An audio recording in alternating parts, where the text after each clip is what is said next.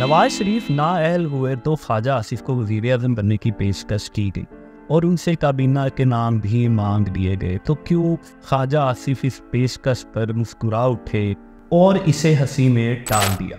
जस्तजू में आज ख्वाजा आसिफ की दास्तान हयात की 5वीं और आखिरी किस्त में हम ये भी जानने की कोशिश करेंगे कि जनरल पाशा ने क्यों कहा कि ख्वाजा आसिफ को नहीं छोड़ूंगा। जावेद हाशमी क्यों इमरान खान के कहने पर ख्वाजा आसिफ की बेइज्जती करने लगे। ख्वाजा आसिफ की जनरल बाजवा से दोस्ती कैसे हुई। जनरल बाजवा के ससुर major general retired Ejaz Amjad का ख्वाजा आसिफ से ताल्लुक कैसे बना।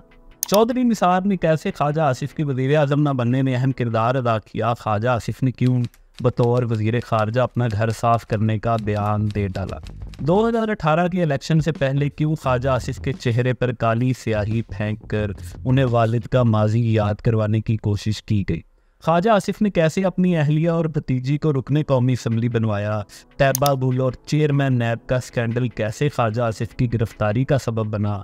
ख्वाजा आसिफ की गिरफ्तारी पर कैसे जनरल बाजवा और इमरान खान एक जितने पुरजोश और एक ही सफ़े पर थे।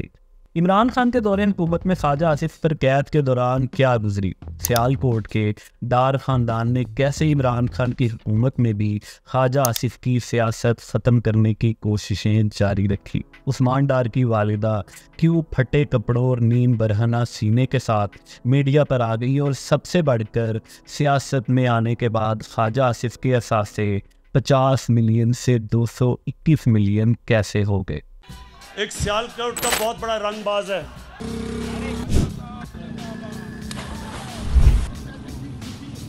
बड़ी बड़ी छाती निकाल के बड़के लगाता है, बड़ी बड़ी बातें करता है। गार इनसे संभाला नहीं चाहता, लोगों को बातें करते हैं। ट्रैक्टर ड्राइवर को चुप कराओ। थोड़ी सी शर्म होनी चाहिए, थोड़ी सी हया होनी चाहिए। एक दूसरे की शक्लें क्यों देखते हैं, कोई शर्म करो। ऐसा क्या करें, आप वो बात मत करें जो करने वाली हो। पंजाबी में कहते हैं मीसना मीसना, तेरे लाहौर पैड़े और पिशोर भी पैड़े। तेरा नाम ही ले लेना। रंगबाज ख्वाजा टेलीफोन कर रहा है जनरल बाजवा को, जनरल साहब मैं इलेक्शन हार रहा हूँ, मेरी मदद करें। कि मैं फौज के अदारे का एहतराम करता हूँ और उतना ही एहतराम करता हूँ जितना फौज आइन और आइनी अदारों का एहतराम करती है। 58 साल के अंदर अगर अपनी अफवाज जो है उनकी परफॉर्मेंस देख, हाई डिसमल परफॉर्मेंस जो है वो रही है इनकी। यहाँ पे हजारों एकड़ों में एक नया GHQ बन रहा है जिसके अंदर मोहल्लात तामीर किए जा रहे हैं। आज भी वो तस्वीर जो पलटन मैदान ढाका में जनरल न्याजी ने अरोड़ा को ये कह रहे हैं कि ना पंगे लाए, मैं कोई बुज़दिल नहीं है भावनगर का जट, मेरा नाम ख्वाजा आसिफ है। 2012 में PTI को अहमद शुजा पाशा और दीगर सियासी जर्नलों की मदद से रीलॉन्च किया जा चुका था। इमरान खान की डेंटिंग पेंटिंग जारी थी तो ख्वाजा आसिफ ने एक प्रेस कॉन्फ्रेंस कर डाली जिसमें संगीन इल्ज़ामात लगाए कि शौकत खानम की 3 साल की बैलेंस शीट को ऑडिट फर्म फर्गूसन ने इसलिए रोक दिया है कि अवाम के चंदे के पैसों से शौकत खानम के डायरेक्टर्स ने 3 इन्वेस्टर्स के साथ मिलकर पाकिस्तान से बाहर प्रॉपर्टी में इन्वेस्टमेंट की। बाकी तीनों पार्टनर्स ने नुकसान डिक्लेयर करके अपनी इन्वेस्टमेंट राइट ऑफ कर दी। इसके साथ साथ क्लाइमेट बॉन्ड्स में भी चैरिटी के पैसों से इन्वेस्टमेंट की गई। ख्वाजा आसिफ ने अपनी प्रेस कॉन्फ्रेंस में 2008 की बैलेंस शीट शेयर कर दी और फिर इमरान खान ने ख्वाजा आसिफ के इस हमले को ज़ाती समझ लिया। ख्वाजा आसिफ के खिलाफ हित्तक इज़्ज़त का दावा कर दिया। ख्वाजा आसिफ आज भी उसी रास्ते पर थे, यानी इस्टेब्लिशमेंट को सियासत में दखल न देने के मौक़िफ़ पर, मगर इमरान खान तमाम असूलों को एक तरफ रखकर नवाज शरीफ के रास्ते पर चलते हुए, यानी नवाज शरीफ के पुराने माजी के रास्ते पर चलते हुए वज़ीर-ए-आज़म बनने की कोशिश करने लगे। सुनामी का शोर था तो जावेद हाशमी पहले PTI के काबिल एहतराम बागी हुए, मगर जब उन्होंने PTI छोड़कर इमरान खान और सियासी जर्नलों की साजिशें बेनकाब की तो ऐसे मौके पर ख्वाजा आसिफ के बारे में इमरान खान और सियासी जर्नलों के अज़ाइम खुलकर सामने आ गए। जावेद हाशमी के अल्फाज में जनरल शुजा पाशा धरनों के दौरान राब्ताकार बने रहे और जनरल पाशा ने कहा कि नवाज शरीफ, चौधरी निसार और ख्वाजा आसिफ को नहीं छोड़ूंगा। एक और बयान में जावेद हाशमी ने इतराफ़ किया कि मैंने एक टीवी प्रोग्राम में इमरान खान के कहने पर ख्वाजा आसिफ की बेइज्जती की। मैं इमरान खान की ऑफशोर कंपनी का दिफा करने पर कौम से शर्मिंदा हूँ, इसीलिए मैं इमरान खान के सामने बात करना चाहता हूँ। ख्वाजा आसिफ 2008 और 13 में रुकने असम्बली बने, नून लीग की हुकूमत बनी तो इस बार ख्वाजा आसिफ को वज़ीर दिफा बनाया गया। इमरान खान को वज़ीर आज़म बनाने के लिए सियासी जर्नैल एक्टिव हुए, यानी बाजवा डॉक्ट्राइन का आगाज़ हुआ, तो इसमें ख्वाजा आसिफ एक अहम किरदार थे। इसीलिए वो अक्सर तकरीरों में इमरान खान की जुगतों का निशाना बनते और इमरान खान उनकी नकलें भी उतारा करते थे। तो इसकी वजह ख्वाजा आसिफ का जनरल बाजवा से एक करीबी ताल्लुक भी रहा है। साबिक आर्मी चीफ जनरल बाजवा के ससुर major general retired Ejaz Amjad की तैनाती सियालकोट में थी, तो उसी वक्त कैंट के रिहायशी ख्वाजा आसिफ उनके हमसाए थे। उनका करीबी ताल्लुक बन गया और फिर यही ताल्लुक जनरल बाजवा से दोस्ती की सूरत में बदल गया। सीनियर सहाफ़ी हसन निसार ने अपने एक प्रोग्राम में बताया कि जनरल बाजवा की सियालकोट तैनाती के दौरान ख्वाजा आसिफ और बाजवा की दोस्ती हुई थी, जबकि ऐसा नहीं था। इरफान सिद्दीकी नवाज शरीफ को कायल करने की कोशिश कर रहे थे कि जनरल बाजवा को आर्मी चीफ बनाया जाए, तो इसी वक्त में ख्वाजा आसिफ भी अपनी दोस्ती की वजह से पुरजोर सिफारिश कर रहे थे और ये ताल्लुक जनरल पाशा और जनरल ज़हीरुल इस्लाम के मैनेज किए हुए PTI के धरनों के दरमियान और भी मजबूत हुआ था। मेरा नहीं ख्याल कि डॉन लीग सिविल मिलिट्री ताल्लुकात की खराबी का आगाज़ थे, बल्कि बाजवा डॉक्ट्राइन के लिए ये एक बहाना था। नवाज शरीफ को नाअहल किया गया, घर भेजा गया, तो शायद यही वो ताल्लुक था जब DGISI ने उस वक्त के वज़ीर दिफा ख्वाजा आसिफ से ये बात की कि अगर उन्हें वज़ीर आज़म बना दिया जाए तो उनकी काबीना में कौन कौन से लोग शामिल होंगे। सियासी जर्नैलों की तरफ से माइनस नवाज शरीफ के फार्मूले पर अमल हो चुका था, मगर ख्वाजा आसिफ ने इस मौके पर भी अपने वालिद की सियासत के बरखिलाफ नवाज शरीफ का साथ छोड़ने से इनकार कर दिया और वज़ारत उज़्मा की सॉफर को हंसी में टाल दिया। लेकिन उनके वज़ीर आज़म ना बनने में चौधरी निसार का भी एक अहम किरदार था। चौधरी निसार उन सियासतदानों में शामिल हैं जो ख्वाजा आसिफ से नाराज़ थे। 2012 में उनकी नाराज़ी उस वक्त शुरू हुई जब असगर खान केस में ख्वाजा आसिफ ने एक बयान दिया, जिससे चौधरी निसार के मिजाज बरहम हो गए और ख्वाजा आसिफ ने बाद इस बयान को अपनी बेवकूफ़ी करार दिया। मगर इन दोनों रहनुमाओं ने कभी एक दूसरे को मनाने की ज़रूरत महसूस नहीं की।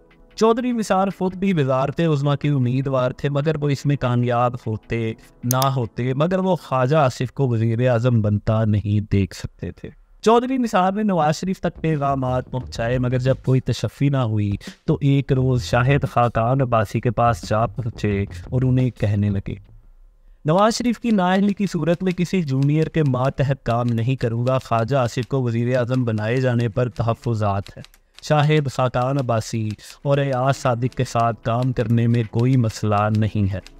करना खुदा का ये हुआ कि शाहिद खाकान अब्बासी वज़ीर आज़म बन गए और ख्वाजा आसिफ को वज़ीर ख़ारजा बना दिया गया, और फिर इस चंद माह की हुकूमत में ख्वाजा आसिफ ही छाए रहे। 2017 में ईद उल ज़ुहा के मौका पर हुकूमत की तरफ से पाकिस्तानी तारीख में पहली बार बाकायदा तौर पर यह हिदायत जारी की गई कि कल अदम तंजीमों को खालियाँ जमा ना करने दी जाएँ, और फिर ख्वाजा आसिफ ने यह सारा मंजरनामा एक बयान में वाज़ेह कर दिया। ऐसी तंजीमों से मुतालिक पाकिस्तान मज़ीद चश्मपोशी का मुतहम्मिल नहीं हो सकता। वज़ारत दाखिला ने पहली मरतबा इश्तहार दिया था, ये कल अदम तंजीमें हैं, इनको आप खाले ना दें। इसके बावजूद भी इक्का दुक्का वाक़यात हुए हैं जहां इनको इजाज़त दी गई है। मुझे पता है कि फ़लाँ जगह इनको इजाज़त दी गई है। हमें अपने घर को ठीक करना है। जब तक इन तंजीमों से आंखें छुपाते रहेंगे, हमें इस किस्म की शर्मिंदगी का सामना ज़रूर करना पड़ेगा। इसी माह सितंबर में इससे भी बढ़कर एक तकरीब में उनके अल्फाज कुछ यूँ थे, हक्कानी नेटवर्क और हाफिज सईद जैसे नासिर पाकिस्तान के लिए एक लाइबिलिटी या बोझ हैं, मगर इनसे जान छुड़ाने के लिए पाकिस्तान को वक्त और वसाइल चाहिए। पाकिस्तान में गैर जमहूरी तबका तो ख्वाजा आसिफ के दर पे था ही, मगर फिर इन बयानात से और इस वादे मौक़िफ़ के बाद मजहबी तबका भी उनके खिलाफ हो गया। चौधरी निसार ने इस मौके पर भी ख्वाजा आसिफ को नीचा दिखाने की कोशिश की, मगर वज़ीर आज़म शाहिद खाकान अब्बासी मदद को आए और कहा कि शिद्दत पसंदी में मुलव्विस गिरोहों के खिलाफ कार्रवाई अपने मुल्क में अमन के लिए ज़रूरी है। एहसन इकबाल ने कहा कि अपना घर ठीक करने से मुराद उस नेशनल एक्शन प्लान पर अमल करना है जो खुद चौधरी निसार ने बनाया था, मगर वो इस पर अमल नहीं करवा सके। इसी मंजरनामे में सियासी इंजीनियरिंग तले पाकिस्तान की तारीख के बदतरीन यानी 2018 के इंतखाबात करीब आने लगे तो इमरान खान की ख्वाजा आसिफ मुखालफत ही बढ़ने लगी। सोशल मीडिया पर पीटीआई गाली ब्रिगेड की तरफ से जिस सियासतदान को सबसे ज़्यादा गालियाँ निकाली जाती थी, इनमें ख्वाजा आसिफ भी थे और इन्हें एंटी कादियानी मूवमेंट 1953 में वालिद ख्वाजा सफ्तर से मुमासिल करने के लिए कलामती हमले का निशाना बनाया गया, जब एक तकरीब में उनके चेहरे पर स्याही फेंकी गई। पोलिंग का दिन आया, धांधली के आसार नजर आने लगे और रात को जब आरटीआई सिस्टम ही बैठ गया तो ख्वाजा आसिफ हाथों में फॉर्म 43 लिए जीता हुआ इलेक्शन हारने की सारी निशानियां देख रहे थे। तो ऐसे वक्त में उन्होंने अपने पुराने दोस्त जनरल बाजवा को व्हाट्सएप पर मैसेज कर दिया। अब मालूम नहीं जनरल बाजवा को पुराने ताल्लुक का पास था या फिर ख्वाजा आसिफ पूरी कोशिश के बावजूद भी मैनेज ना हो सके, मगर बकौल ख्वाजा आसिफ उन्हें हराने का पूरा प्लान था, मगर वो अवाम के वोटों से मुंतखब हुए। मगर यही 2018 की 9 मुंतखब असम्बली थी जिसमें ख्वाजा आसिफ की अहलिया मोहतरमा मुसर्रत ख्वाजा और उनकी भांजी शिजा फातिमा को ख़वातीन की मखसूस नशिस्तों पर रुकने कौमी असम्बली बनवा कर अकरबा परवरी का सबूत दिया गया। इमरान खान वज़ीर आज़म बने और फिर उनका सबसे बड़ा मकसद चोरों को निशानी इबरत बनाना था, मगर chairman NAB justice retired Javed Iqbal उनके कैंटे नहीं चढ़ रहे थे। तो फिर तैयबा गुल इमरान खान के हत्थे चढ़ी और इमरान खान के दोस्त ताहिर खान के न्यूज़ 1 चैनल पर हराफैनी की वीडियो चलाई गई तो चेयरमैन नैब ज़ीर हुआ और फिर जियो के मालिक मीर शकील समेत इमरान खान ने तमाम मुखालिफ सियासतदानों को और मुखालिफ लोगों की गिरफ्तारियों का सिलसिला शुरू करवाया।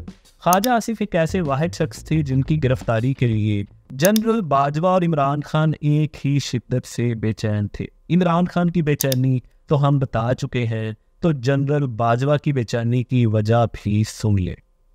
नवाज शरीफ प्लेटलेट्स का बहाना करके बैरून मुल्क गए और फिर उन्होंने पाकिस्तान में पहली बार साजिश के जरिए हुकूमत घर भिजवाने के इल्ज़ाम में गुजरावाला के जलसे में सिटिंग आर्मी चीफ और सिटिंग DGISI का नाम लिया। उन्होंने इल्ज़ाम लिया कि बाजवा और फैज़ ही वो लोग हैं जिन्होंने उन्हें वज़ारत उज़्मा से हटाया और 2018 के इलेक्शन चोरी किए। तो ख्वाजा आसिफ वो सियासतदान थे जिनसे जनरल बाजवा की तरफ से ये मुतालबा किया गया कि वो नवाज शरीफ के इस तर्ज़ सियासत के ख़िलाफ़ बयान जारी करें और पुरानी दोस्ती का पास रखें, मगर ख्वाजा आसिफ ने नवाज शरीफ की एंटी स्टैब्लिशमेंट सियासत के ख़िलाफ़ बयान देने से इनकार कर दिया।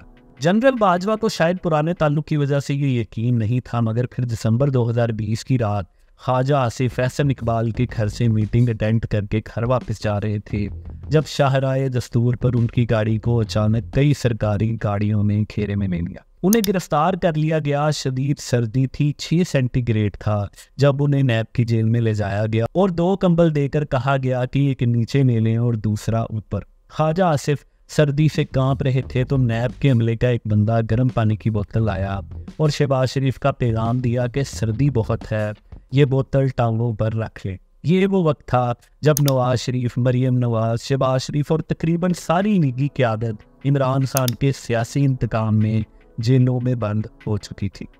इमरान खान इतने मुंतकिम मिजाज वज़ीर आज़म थे और ख्वाजा आसिफ से उन्हें इतनी खार थी कि वो जेल के अमले से एक मिनट की रिपोर्ट लिया करते थे। तमाम कैदियों पर यह पाबंदी थी कि उन्हें घर से खाना नहीं मिल सकता और जेल के लंगर से ही खाना खा सकते हैं। नहाने के लिए गर्म पानी मुयस्सर नहीं था। ऐसे हालात में ख्वाजा आसिफ ने तकरीबन 6 माह तक जेल काटी। जितना इस कैद को खींचा जा सकता था लंबा किया गया, मगर आखिरकार उन्हें रिहा करना पड़ा। दूसरी तरफ सियालकोट में ख्वाजा आसिफ का सियासी हरीफ डार ख़ानदान एक बार फिर इक़्तिदार मिलने की उम्मीद में, ताकत मिलने की उम्मीद में ख्वाजा आसिफ के खिलाफ एक्टिव हो गया। वो इम्तियाज़ डार जो अपने बेटे उस्मान डार के साथ नून लीग की टिकट के लिए जद्दा जाया करते थे, अब उनके बेटे उस्मान डार अपने वालिद की वफ़ात के बाद उनकी रिवायात पर अमल कर रहे थे। वो दरख्वास्त लेकर सुप्रीम कोर्ट पहुँचे। ख्वाजा आसिफ इससे कबल 2012 में भी दोहरी शरीयत केस का सामना कर चुके थे, जब एक दरख्वास्त गुजार ने सुप्रीम कोर्ट में अकामे की बुनियाद पर ख्वाजा आसिफ की दोहरी शरीयत पर सवाल उठाया था और फिर सुप्रीम कोर्ट ने करार दिया था कि ख्वाजा आसिफ दोहरी शरीयत रखने की वजह से कोई आईनी औहदा नहीं रख सकते। मगर हैरानकुन तौर पर उस वक्त दरखास्त वापस ले ली और फिर सुप्रीम कोर्ट ने ये केस ख़त्म कर दिया। उस्मान डार ने यही मामला सुप्रीम कोर्ट में दोबारा उठाया। पीटीआई की हुकूमत में उस्मान डार ने उनके खिलाफ दरखास्त दी। उन्हें अप्रैल 2018 में इस्लामाबाद हाई कोर्ट ने अकामा रखने पर नाअहल करार दिया। उन पर इल्ज़ाम लगाया गया कि उन्होंने 2013 के इंतखाबात में कागजात नामजदगी जमा करवाते हुए दुबई में मुलाजमत को छुपाया। 2024 में इंतखाबात में भी यही उस्मान डार थे जिनकी वालिदा फटे हुए कपड़ों के साथ नीम बरहना सीने के साथ मीडिया पर आ गई थी और इल्ज़ाम लगाया था कि ख्वाजा आसिफ ने उनके घर पर हमला करवाया है। ये अलग कहानी कि पुलिस इसी तरह उमर डार को गिरफ्तार करने आई थी जिस तरह इमरान खान की हुकूमत में नून लीग और पीपल्स पार्टी के सियासतदानों को गिरफ्तार करने जाया जाता था। मगर अफसोसनाक तौर पर उमर डार ने अपने लीडर इमरान खान की रिवायत बरकरार रखी, घर में छुपे रहे और घर की खवातीन ने कपड़े फाड़कर पुलिस वालों को गिरफ्तारी से रोकने की कोशिश की और इसमें वक्ती तौर पर कामयाब भी रहे। ख्वाजा आसिफ जब वज़ीर दिफा थे तो उनका नाम मॉडल टाउन केस की FIR में भी दर्ज था। ये भी सच है कि वो पाकिस्तान में वफाकी वज़ीर थे जब दुबई की एक कंपनी में वो 16 लाख रुपए तनख्वाह लिया करते थे। नैब की तहकीकात में ये भी पता चला कि 1991 में जब वो पहली बार सेनेटर बने थे तो उनके कुल असासे 50 लाख रुपए थे, मगर 2018 में यही असासे 221 मिलियन रुपए तक पहुंच चुके थे। ख्वाजा आसिफ के बकौल इनमें से 130 मिलियन तो उन्होंने दुबई की कंपनी में नौकरी से ही कमाए थे। पाकिस्तान के दीगर सियासतदानों की तरह ख्वाजा आसिफ के असासे इतना बढ़ जाने पर कभी संजीदा तहकीकात नहीं की गई और ना ही आने वाले सालों में ऐसा होता नज़र आ रहा है। आपको स्क्रीन पर एक लिंक नज़र आ रहा है। अगर आपको हमारी ये काविश पसंद आई है, आप हमारी दूसरी वीडियो भी देखना चाहते हैं तो इस लिंक पर क्लिक कर सकते हैं।